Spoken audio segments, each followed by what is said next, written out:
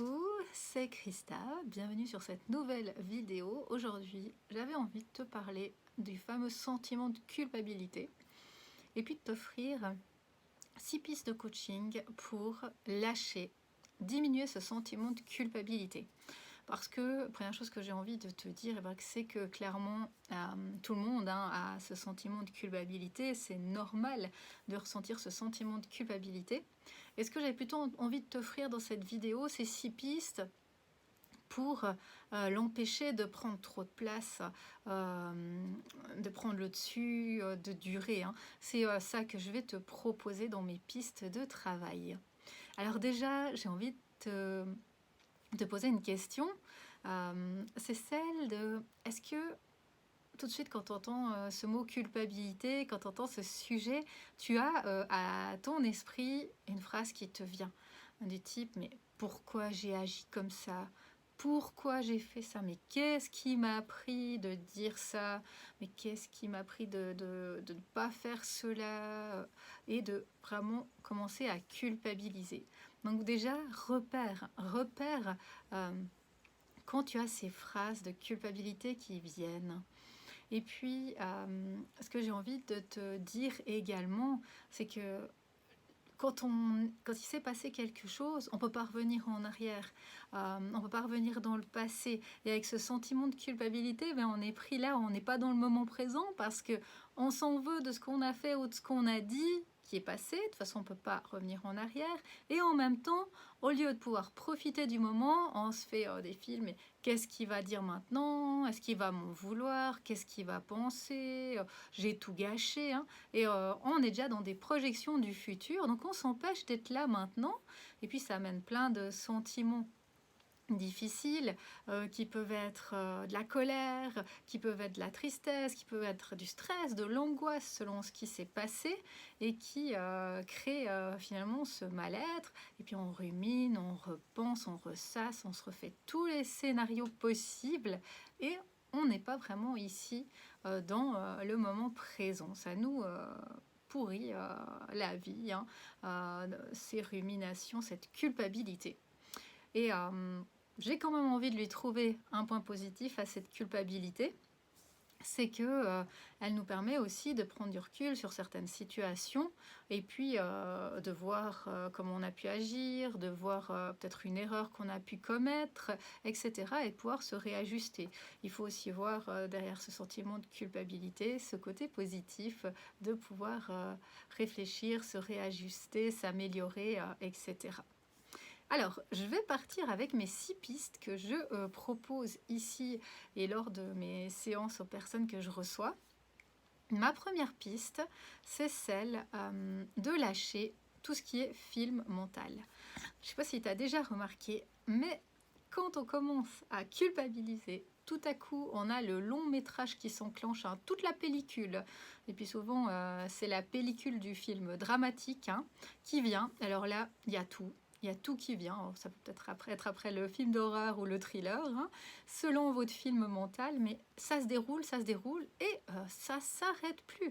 Et des fois, ce film mental, il peut durer des semaines, des mois, des années, à revenir dans notre tête. Et là, moi, je vous propose vraiment de prendre conscience quand votre film mental s'enclenche et de tout de suite appuyer sur le bouton de la télécommande stop. C'est vous qui avez là votre télécommande, la télécommande de votre film, de votre écran mental. Et puis là, tout de suite, vous mettez sur pause, vous mettez sur stop, vous stoppez le film. Et ça, je pense que quand on a déjà pris conscience que le film est enclenché et qu'on appuie sur le stop, c'est déjà une belle démarche pour stopper, calmer la culpabilisation, ce sentiment de culpabilité. Ma deuxième piste, c'est celle d'observer d'où vient ce sentiment de culpabilité, cette culpabilité.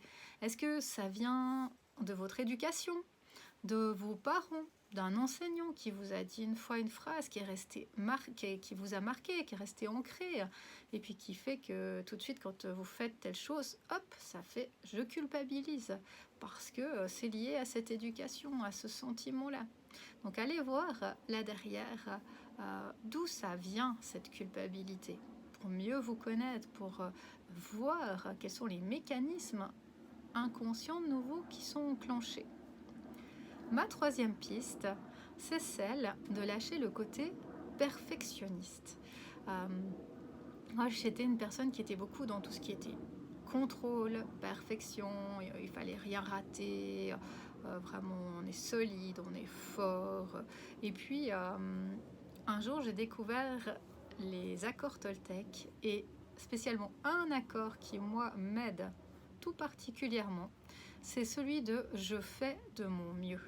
Ça m'a permis de lâcher ce côté perfectionniste que je m'étais mis et puis qui amenait forcément de la souffrance, la culpabilité parce que c'est impossible d'être parfait.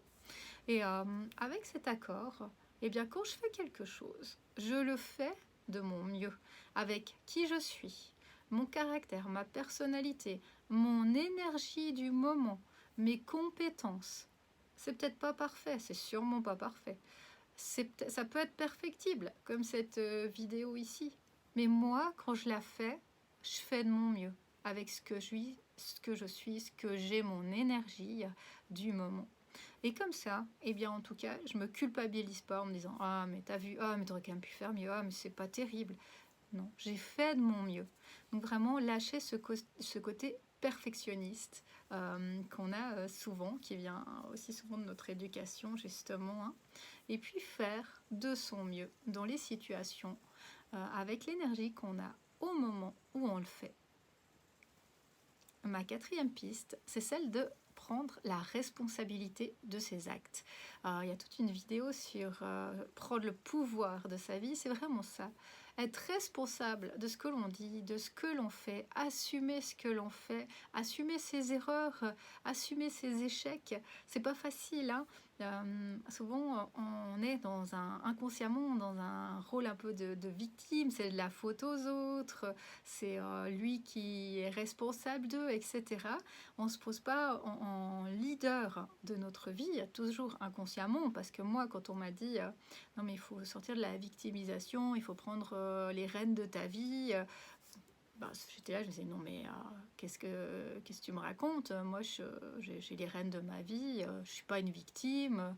Et pourtant oui, j'étais dans cette posture clairement de victime où j'avais pas du tout les rênes de ma vie, c'était les autres qui me contrôlaient. Et puis quand il se passait quelque chose, c'était toujours de la faute à l'autre, hein. Moi qui étais tellement parfaite, ça pouvait pas être de ma faute. Donc vraiment, prenez votre responsabilité, les rênes de votre vie. Devenez le leader de votre vie. Prenez le pouvoir de votre vie. Ça, c'est essentiel pour lâcher cette culpabilité. Ma cinquième piste, c'est de rester bienveillante avec moi. Moi, je dois vous avouer, mais il y a quelques années, je connaissais le mot bienveillant, mais je l'utilisais jamais, je l'entendais jamais. Et je me souviens du jour où, en formation, un des coachs formateurs a dit « Mais vous savez avec qui on est le plus malveillant, avec qui on est le plus dur ?» Et il dit c'est avec nous-mêmes. Et effectivement, là, j'ai pris conscience de comme je pouvais être dure avec moi, avec justement ce côté perfectionniste, fort, hein, etc. Fallait jamais montrer de faiblesse, fallait toujours tout réussir, tout bien faire, décevoir personne, hein. Et je me suis rendu compte qu'effectivement, je me parlais et je me traitais très très mal. Mais t'es nul, mais qu'est-ce qui t'a pris? Mais comment c'est possible d'être aussi bête? Mais t'as tout gâché, mais qu'est-ce qu'on va dire de toi? Qu'est-ce qu'on va penser? Enfin, tous ces films mentaux qui étaient là, toutes ces images, toute cette violence envers moi-même. Et si j'y pense, jamais je parlerai comme ça à quelqu'un de mon entourage. Si quelqu'un de mon entourage vient me dire « Ah, moi j'ai dit ça, j'ai fait ça, je m'en veux, je culpabilise », je lui dirai jamais « Mais qu'est-ce qui t'a pris de faire ça? Non, mais t'es complètement fou, non, mais t'as un problème, t'es nul, t'es bête. » Je lui parlerai pas comme ça. Alors pourquoi je le fais avec moi? Et là, j'ai vraiment appris à m'écouter et à refuser, à m'interdire de me parler comme ça. Au début, ça a été compliqué, hein, c'était automatique. Tout de suite, il y avait ces phrases dures qui venaient. Et puis après, j'ai appris à être bienveillante avec moi, à justement accepter aussi mes faiblesses, ma vulnérabilité. Et ça m'a aidé énormément. Et puis ma dernière piste, ma 6e piste, c'est celle de me donner la priorité. J'ai appris avec les années, et ça n'a pas été évident non plus, à me donner la première place. Je suis ma priorité. Et ça a été tout un travail. Non, l'autre, c'est pas ma priorité. Euh, Souvent, quand on culpabilise avec des personnes qu'on aime, eh bien, mon enfant, ma famille, c'est pas ma priorité première. Je suis ma priorité première. Et tout ça, c'est pas évident à entendre. Dépend dans quel contexte on vit, hein, ce qu'on nous a dit, notre éducation, l'image qu'on a. Des fois, on entend, mais il faut se sacrifier pour nos enfants, pour notre famille, il faut faire des concessions, etc. Alors, je dis pas qu'il faut être égoïste et centré sur soi, mais je vous promets, hein, que quand on devient sa priorité, on rend service à tout le monde autour de nous. Parce qu'on est beaucoup mieux, on est beaucoup plus épanoui, on a une meilleure énergie. Et nouveau, on vibre autrement, ce qui fait qu'autour de nous, les gens, ils sont plus détendus, il y a moins de conflits, il y a moins de tensions, il y a moins de problèmes. Et puis, on ne culpabilise plus de la même manière quand on fait quelque chose. Quand on fait quelque chose pour soi, quand on prend du temps pour soi. Et moi, j'ai un mantra quotidien qui est celui-ci. Aujourd'hui, je fais ce qui me correspond et je me respecte. Et ce mantra, il m'accompagne tous les jours. Et quand je suis dans une situation où on me pose une question, on me demande quelque chose, eh bien, si j'ai un doute, je me connecte à mon mantra, je me connecte à mon cœur, je respire, je me calme, je m'aligne et je me pose cette question. Est-ce que, en faisant ça, en disant ça, en allant là, tu te respectes et tu fais ce qui te correspond? Si oui, je le fais. Si non, je ne le fais pas. Et vraiment, j'ai appris à me connecter à moi et à mes besoins, à m'écouter moi. Et ça, je vous garantis que ça n'a pas été un chemin simple à faire. Donc voilà mes 6 pistes pour lâcher le sentiment de culpabilité, ou en tout cas ne pas l'alimenter, pouvoir vraiment avancer, reprendre sa première place, sa priorité. Alors si cette vidéo t'a plu, n'hésite pas à la partager, ou si tu connais des personnes qui auraient besoin de ces quelques pistes. Et puis moi je t'invite vraiment à en choisir une pour toi et puis à la mettre en pratique au quotidien pour que ça devienne un automatisme et pour lâcher ce sentiment de culpabilité. Si tu veux aller plus loin, n'hésite pas à regarder les autres vidéos qui complètent cette vidéo de coaching ici sur ma chaîne, ou à me rejoindre sur les réseaux sociaux sous Christa Coaching. Et tu pourras trouver mon défi 7 jours pour déployer mes ailes complètement gratuits qui te permettront bien de travailler sur toi pour retrouver ton plein potentiel et retrouver une vie qui te fasse vibrer. Bonne journée et à tout bientôt pour une nouvelle vidéo.